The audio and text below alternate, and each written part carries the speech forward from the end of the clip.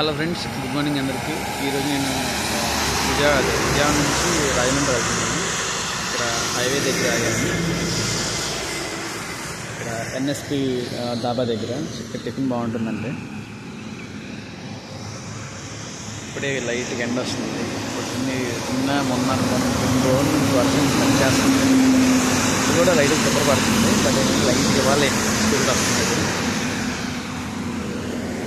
Highway దగ్గర అన్నమాట.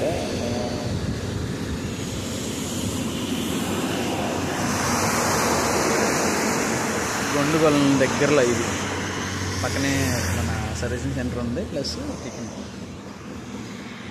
Flyover కింద, ఫ్లైఓవర్ దిగిన తర్వాత అన్నమాట